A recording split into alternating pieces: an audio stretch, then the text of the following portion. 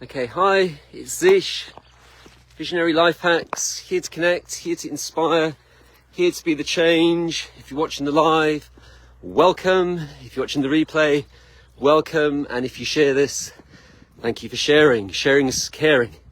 This is a tensor ring made by my friend Gordon with the silver on it. The silver adds to the frequency as well. And you can put your water on here. Elevate Guy did a little video on it. I'm gonna have to dig it out. And it's good for structuring the water. Structuring, charging, and enlivening your water, be it distilled water, spring water, whatever water you have access to. Okay, so I did a post earlier from my friend Yanis on the C60, and also I've posted a video months ago. So if you go on my, years ago, if you go on my wall, type in silica, Tony Pantalleresco, it will come up.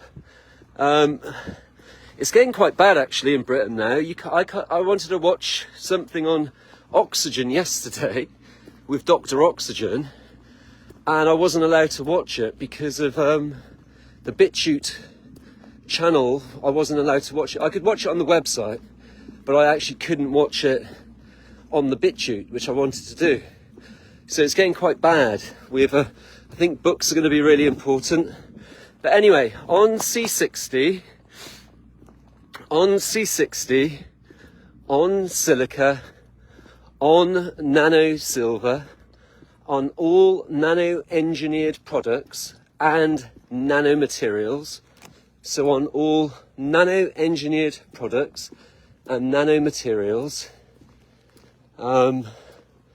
what these nanos do to the body, right? So Tony shares it much better, but I'm going to try and tell you what I've gleaned from it and what I've been gleaning from it. So with C60 and with any of these materials, there is a problem with absorption.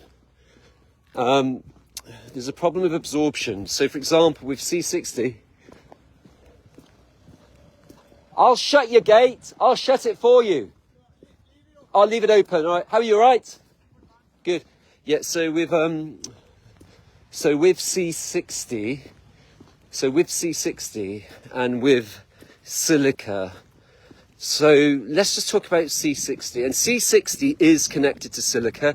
Now, before we get into this, silica, you've got to understand the difference between the nano-engineered and the nanoscale. And Ilana Freeland's third book does a great job of empowering you on those differences. But once you know that they're actually nanoscale, which actually aids in the absorption, is what I'm getting. It aids in the absorption because they're able to translocate around the body.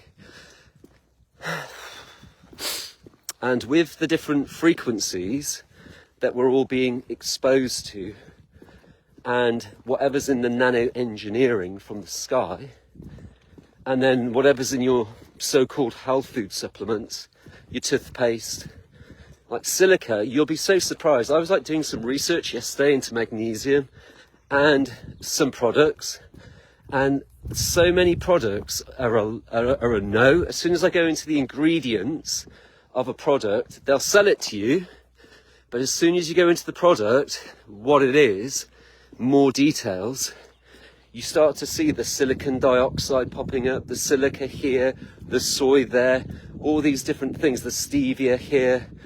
And so when it comes to the silica and the connection to carbon C60, and diatomaceous earth, if and that was brought in the 60s, and they did all these studies on, like, because it was in the animal feed and everything, and apparently it was a bit better back then in the 60s. The FDA was a bit more respectful and they did their due diligence. But when they found out what the diatomaceous earth did to the animal feed, they stopped the study.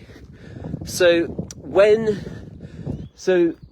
somebody like, say, for example, Cliff High and all his followers are like, we're taking C60 and Cliff High's telling us to take it because of a rat study, it's no different to believing that the climate's changing because of the IPCC study. But then you'd want to take the IPCC, or you'd want to take that study and then go and look at the rebuttal of those studies. Because if they're funding that study, there would have been other studies on further time, further contraindications, further benefits, because it could be good. So you'd want to then go and, with a balanced mind, weigh up. And with C60 alone, there's something, if you go in and type C60 benefits, you're going to find the rat studies. But if you type in C60 or diatomaceous earth, and then you write toxicology, I think with C60 alone, there's something like 20,000. Why no carbon C60? Because carbon C60's come from NASA.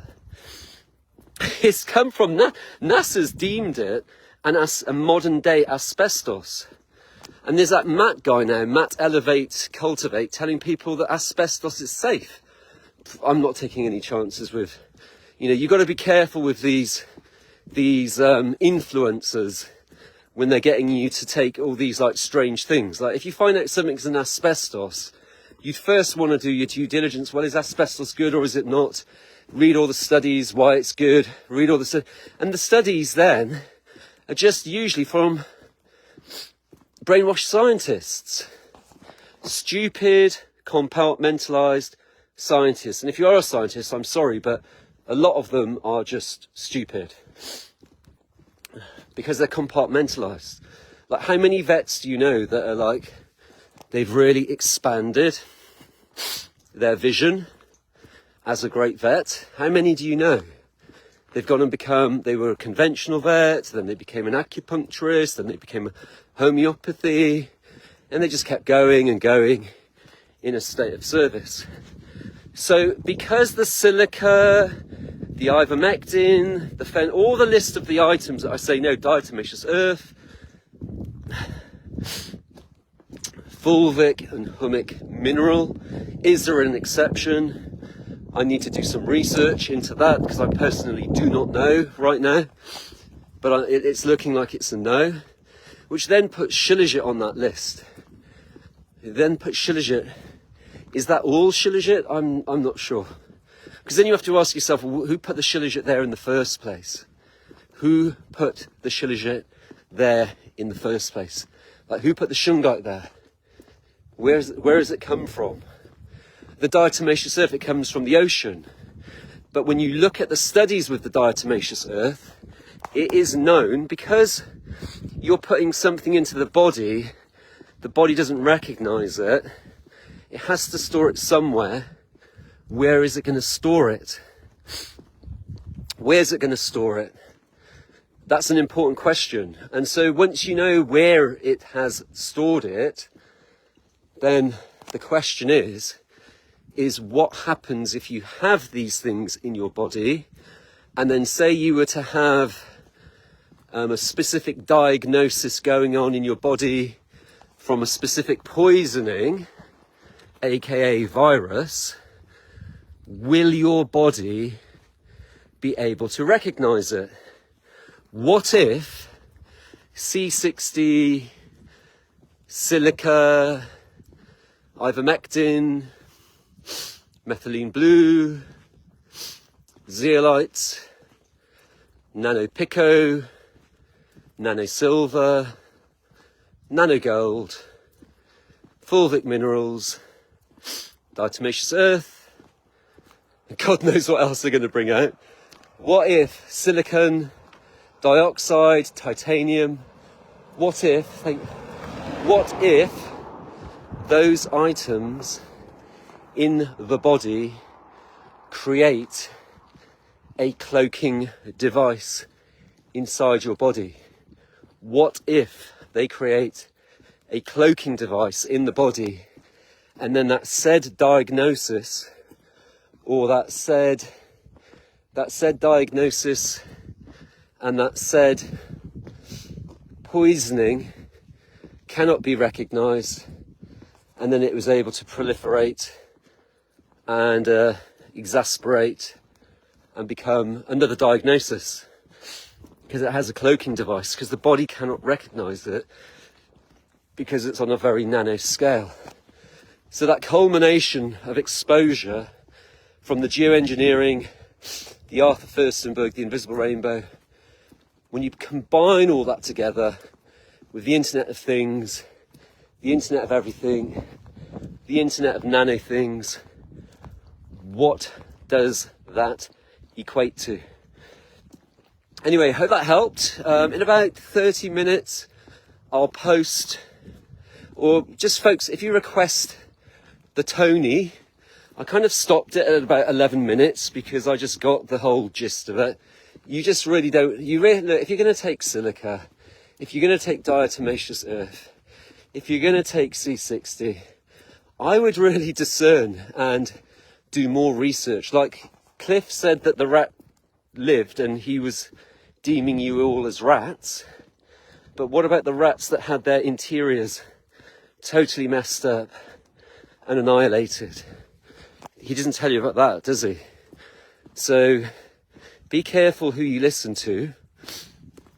Really, this is about who do you listen to. It's not really about C60, is it? It's not really about silica. It's really about those that are advancing with positive solutions that the body can associate with and connect with and identify.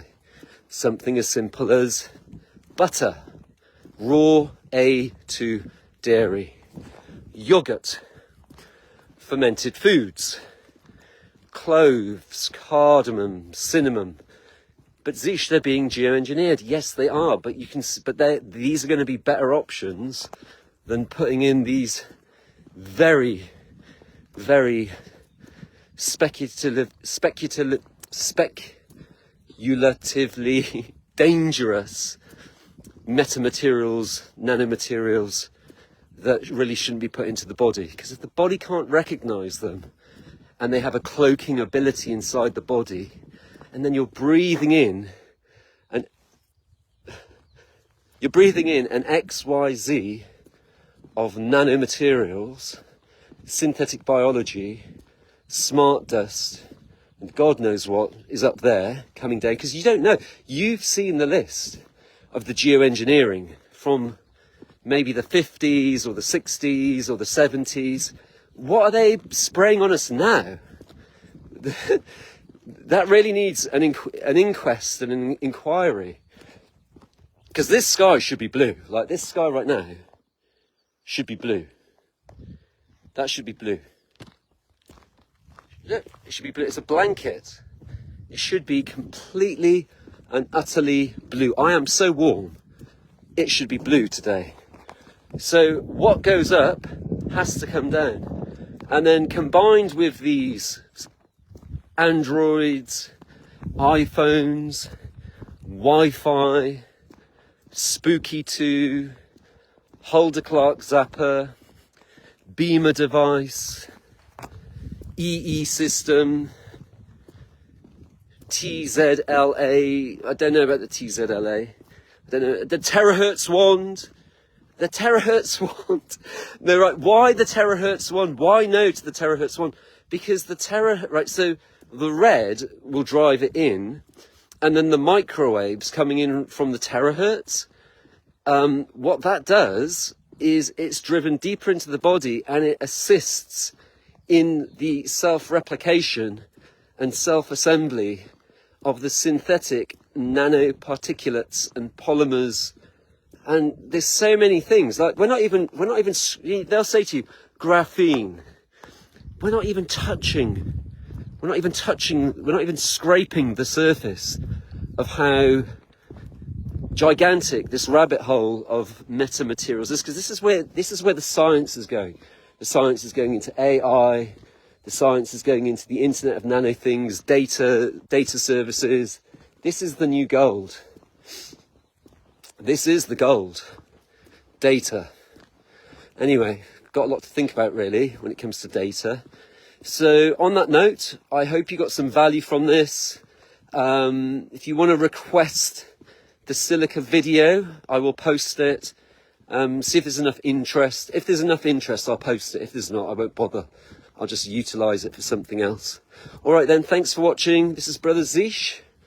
and chiming out. It's a beautiful day. I'm not complaining. It is a beautiful day. I just felt like I had to do this little video because people are asking about it, and I'd really say that if you're dealing with any pathology, I'd stay away from those things. I'd look into things like natural medicines, like your essential oils, homeopathy, simple, nourishing traditions. Maybe read The Contagion Myth, my cover photo. It's a great book, Nourishing Traditions. And ask yourself, like, what would your great-grandparents say if you went to them today and said, I'm taking C60, or I'm going to take C60 because I heard a rat study, or I'm taking C60, I'm taking diatomaceous earth. I'm going to take diatomaceous earth. I'm going to take zeolites.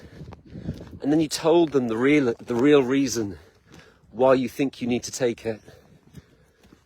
I'm taking ivermectin. I'm going to take ivermectin, fenbazidol, methylene blue, and then just ask yourself the question, like, how does that compare to a barbecue? How does that compare? How does that compare to having your favourite smoothie? How does that compare? How does that compare to enjoying a nice holy blend of essential oils, of like biblical oils, like your frankincense, myrrh, your galbanum, your hyssop, and all these lovely oils? How does it compare to using an essential oil of what's that oil I'm using at the moment? Bay leaf. How does that compare?